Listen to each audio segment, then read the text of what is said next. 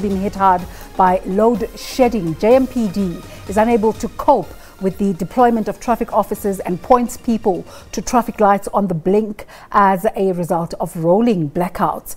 Let's now go live to our Pretoria studios to speak to Johannesburg Metro Police Department spokesperson Wayne Minnaar on the impact of load shedding on the roads. It's been really terrible. A very good morning to you, Wayne. How is load shedding impacting on the JMPD and the deployment of traffic officers?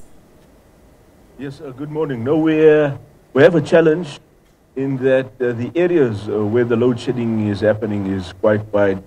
However, we have a plan where we are taking officers from the various units which are not being used during the load shedding times, such as from the speed section, the equestrian unit, and bylaw management.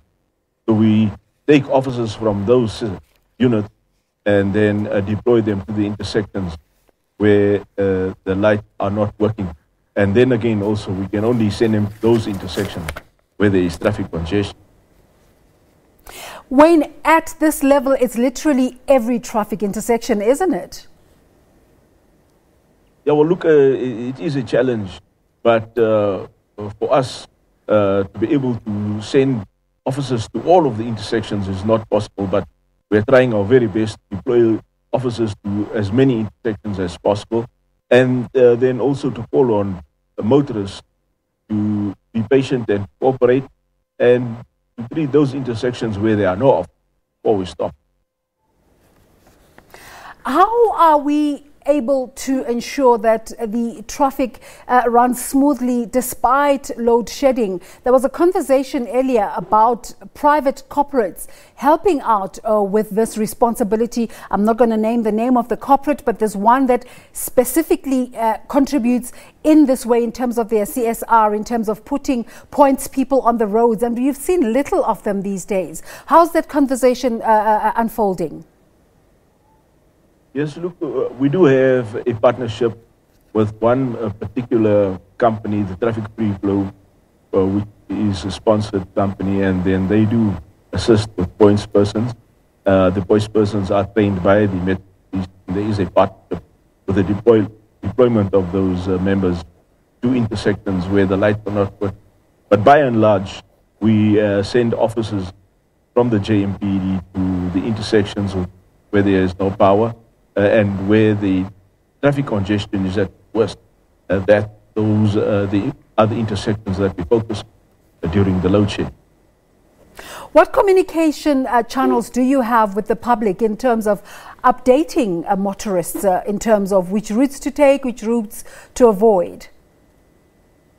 Well, look, what we do is when the lights do go out in a particular area, is then to alert them also over the local radio stations, and but for now, with as we are into this period of load shedding, is to call on all drivers to be patient and to cooperate with the officers at the intersections where they are directing traffic, and for those intersections where there are no officers, for motorists to exercise caution and treat those intersections as four-way stop.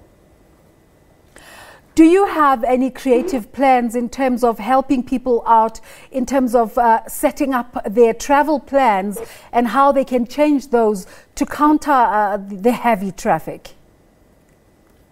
You see, because of the load shedding program, which is not consistent, it goes on and off in areas which are not consistent with the program. So those are the challenges that we are facing. But what we will do is have officers deployed to those intersections which are at its busiest, and then motorists can call into the radio control room on 011-375-5911 and ask for assistance to have, or where they can be advised on the route as best possible. And then we will also advise on the Twitter, ask the chief as best we can, or advise the motorists which route to take during the load shedding period. Wayne, what has been your observation in terms of the rate of accidents on the roads since Eskom reintroduced rolling power blackouts? Well, you see, the load shedding causes traffic to move slower. Hence, there's been less accidents. Unfortunately, because of the rain, we have had a few bumper bashing where cars have skidded out of control. But because of the slower movement, we have actually not had an increase in serious accidents. Wayne, thank you so much for your time. Wayne Minnaar is the spokesperson for the JMPD and just giving us updates in terms of the impacts of the rolling power blackouts. But Eskom says it'll resume stage 3 load shedding. Public Enterprises Minister Pravin Gordhan has blamed the new Medupi and Kusile